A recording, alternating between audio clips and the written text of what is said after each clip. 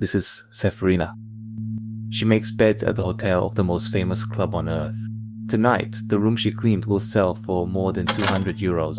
When her shift ends, she drives past the hotels, past the villas, out to a field on the edge of town, and unzips her front door.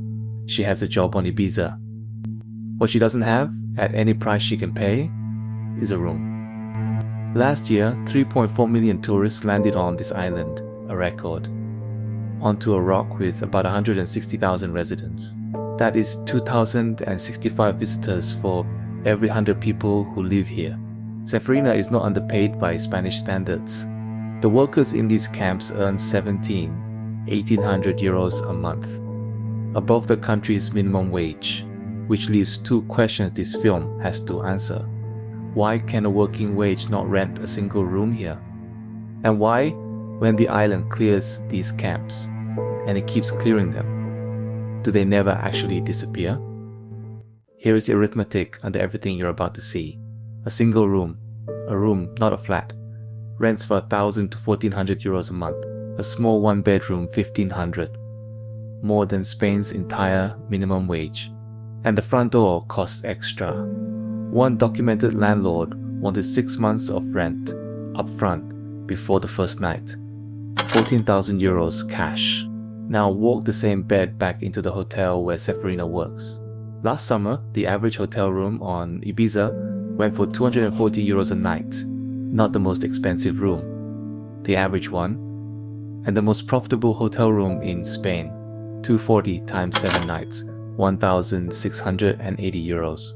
A single average room on this island earns more in 1 week than Spain's minimum wage pays in a month. That is not a scandal. It is a price signal, and every landlord on the island can read it. Why rent a bedroom to a worker for 1,500 a month when a tourist pays that in a week? So the workers' housing converts listing by listing into tourist yield until the cheapest room a wage can reach is not a room at all. It is a plot in a field. The camps are not outside this market. They are its bottom rung. It looks like this. Alicia Bocuñano was born on this island. She drives a taxi 16 hours a day. When her landlord's demands outran her, she slept 2 weeks in the car, then 3 months in a tent with her 10-year-old son. She bought a second-hand caravan in June. Saray Benito has performed at Café Del Mar for 12 years. In those 12 years, she has moved house 20 times.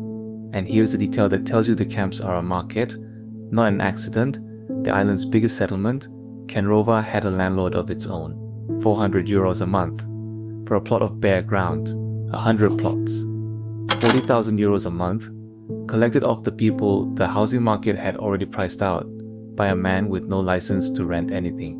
Even outside the system's logic holds. Someone owns the ground, and the ground earns what the desperate can pay.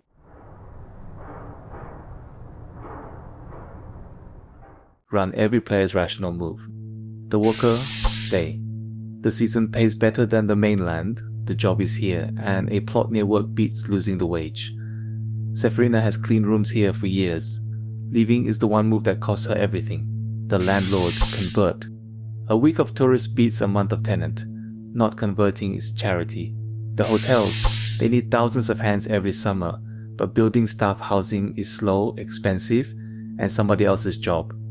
And in the meantime, one of the camps stood on land owned by a property company.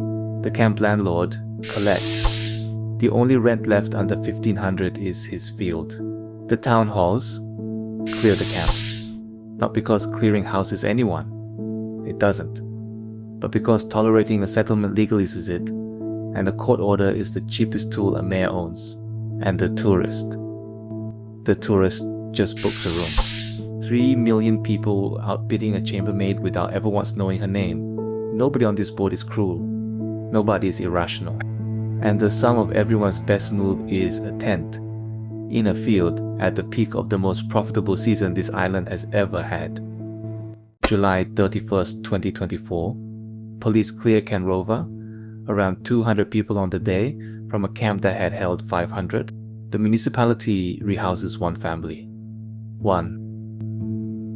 6 months later, the island fined the man who had rented them that bare ground 905,000 euros. Within weeks of the eviction, the evicted rebuild in the next field over. They call it Ken Rover 2. April 2025, Ken Rover 2 cleared. July, Esgorg cleared. And that one, to be fair, to break ground on a homeless center on the exact patch the caravans had been sitting on. Then Sakharov. April 21st, 2026, Sejoviria, 200 to 300 people. 8 days later, the eviction commission arrives at the camp beside the Chemist Stadium with a court order and finds about 10 people out of 80. The camp had already moved itself. And 2 weeks before this film, Puntashinsho, the biggest yet, an unfinished hotel with more than 150 people living inside it, cleared. 7 settlements dismantled in 2 years. And the newest address is the strangest of all. Casa Lola, a luxury villa this island, half demolished in 2022 and fined its owner 341,000 euros over. It is now a workers' refuge. The people inside say they pay 700 euros a month. Now put the count next to the clearances. The Red Cross walked this island last July and found 1,192 people living in 655 shacks, vans and tents. 7 in every 1,000 residents. 7 evictions. The number never went down. It went sideways. Be fair first, because the strongest case is real. The Balearics went after the other end of the market. Illegal tourist rentals now draw fines from 50,000 euros up to 500,000, and 5,000 a day for every day the listing stays up after the order to stop. One of those 7 evictions was to build a homeless center. One hotel chain is converting old buildings into 300 beds for its own staff. That is not nothing. But look at what actually got built and operational, while the camps burn through their 7 evictions. A law that lets the island council demand a campsite booking before a camper van may even roll off the ferry between June and September. On an island with 5 campsites and about 200 places at 40 to 60 euros a night, 2 of those campsites have since closed.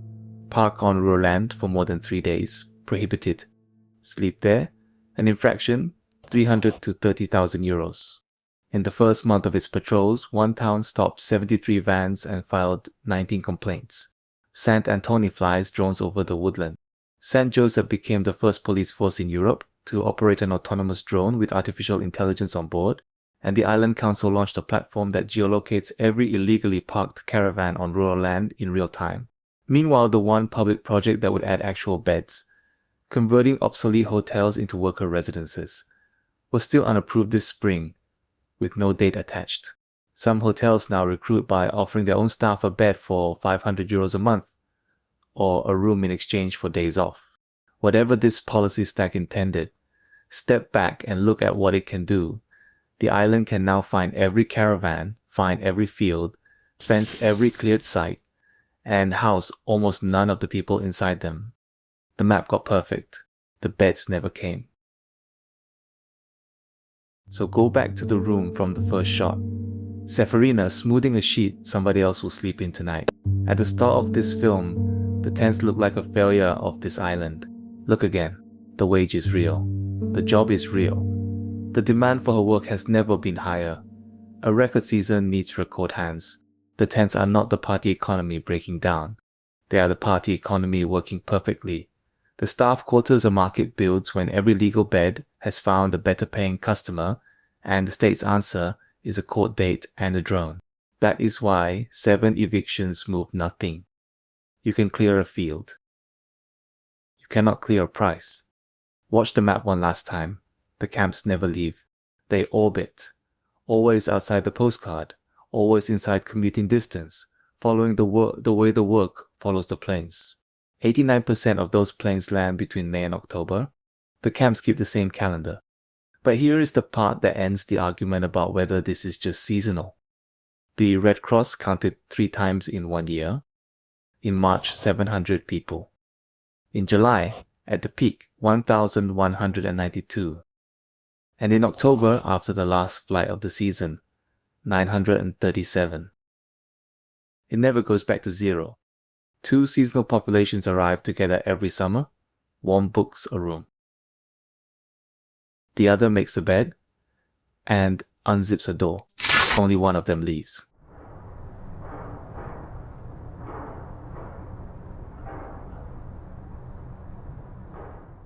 Ibiza prices its workers into fields. In Hong Kong, the same arithmetic. Too many people, too little floor. Price people into cages, and rooms so small the government finally banned them. The ban backfired. That story is on screen now.